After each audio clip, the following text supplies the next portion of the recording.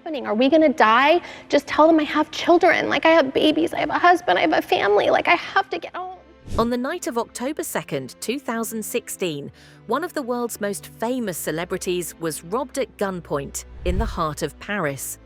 What followed was a media firestorm, international police investigations, and years of silence.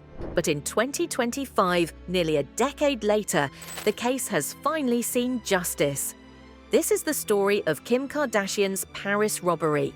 The robbers are dressed as policemen. Is that what I infer here? Policemen with masks on. How many were in the room with you? Two. Just the two.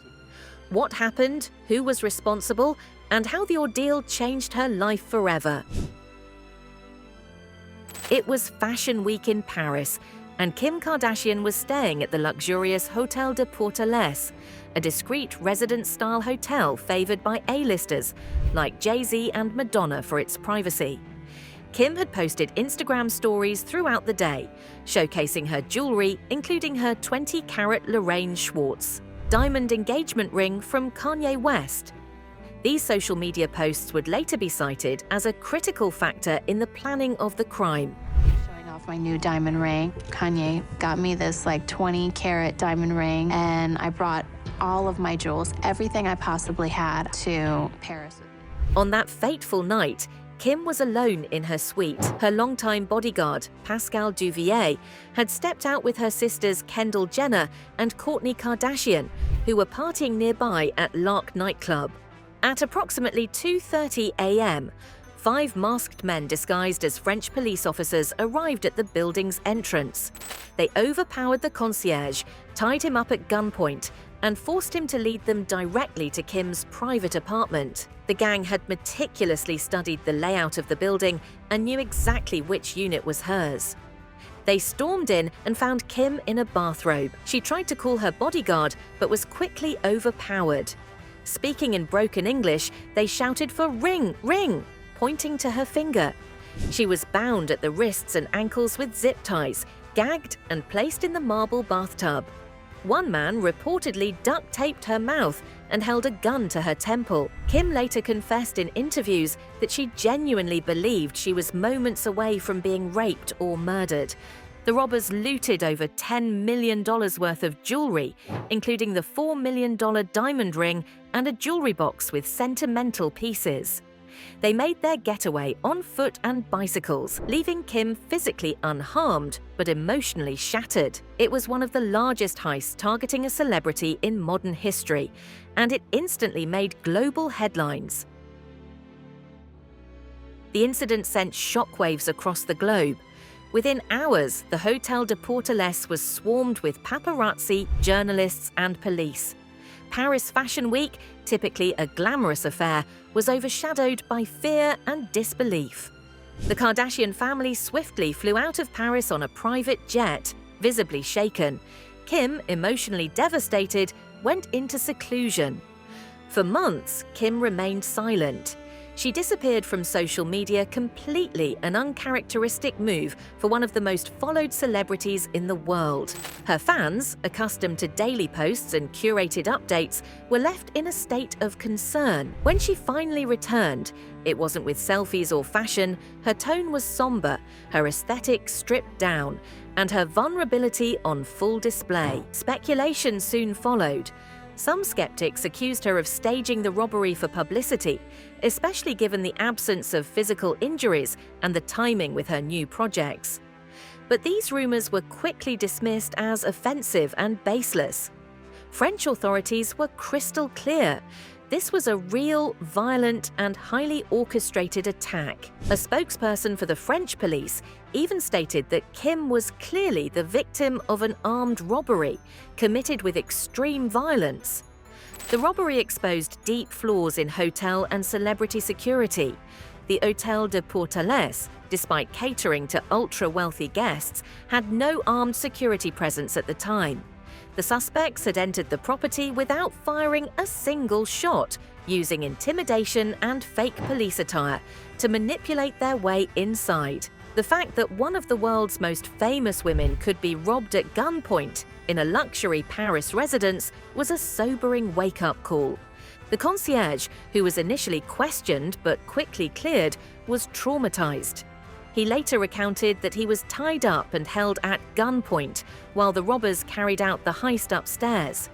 He cooperated fully with the investigation, providing a description of the suspects and the sequence of events. Surveillance footage from nearby buildings and traffic cameras showed the gang arriving on bicycles and fleeing the same way, untraceable and eerily calm. Police used DNA left on a piece of tape used to bind Kim to track down several suspects. Over the next few months, a series of arrests were made in France and other parts of Europe. The investigation was complex and relied heavily on phone tapping, forensic evidence, and surveillance video. Kim's silence spoke volumes. When she finally opened up about the trauma, she admitted to experiencing panic attacks and fearing for her life. She described being haunted by the sound of footsteps and obsessed with safety. The woman who once flaunted her wealth so openly now began dressing more conservatively and hired new, round-the-clock security. The robbery wasn't just a personal violation, it became a pivotal moment in pop culture and celebrity security. Right as I was about to fall asleep, I heard guys running up the stairs.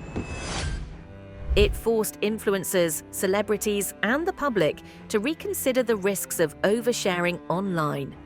For Kim Kardashian, it marked a clear before and after in her life and career. French police dubbed the suspects the grandpa robbers due to their ages. Many were in their 60s and 70s, but these men were experienced criminals. DNA left at the scene, combined with wiretaps and surveillance, eventually led to arrests. In January 2017, police arrested 17 suspects in coordinated raids. Among them was Aomar Ait Kedark, believed to be the ringleader. In his initial confession, he claimed the robbery was meticulously planned, with surveillance of Kim's social media posts and her habits. He also said the group didn't intend to harm Kim, but panic set in when she screamed. The ring was later allegedly thrown away by an accomplice in fear of getting caught. For Kim Kardashian, the emotional toll was enormous. She opened up months later in an episode of Keeping Up with the Kardashians, sharing that she feared being raped or murdered. She also revealed that the event fundamentally changed her outlook on fame, fortune, and safety. She hired new security, moved less publicly, and began dressing more modestly. In interviews, Kim described suffering from anxiety and nightmares.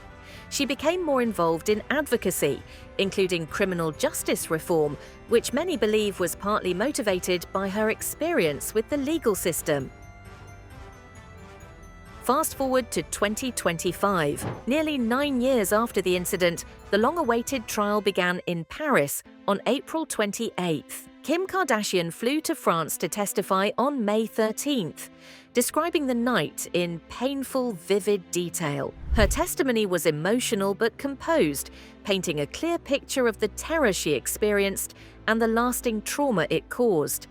She spoke of how the event changed her perception of fame, safety, and privacy forever. On May 23, 2025, the French court found 8 men guilty of participating in the robbery. Aomar Ait Kedark, the alleged ringleader, received an 8-year sentence, though 5 of those years were suspended. Due to his age and the time he had already served in custody, he will not return to prison. The other defendants received similarly lenient sentences, taking into account their cooperation and confessions. Kim later expressed both gratitude for the trial's outcome and surprising forgiveness toward Ait Kedark, who had handwritten her a letter of apology during the investigation. She described the gesture as unexpected but appreciated, noting how it helped her find closure.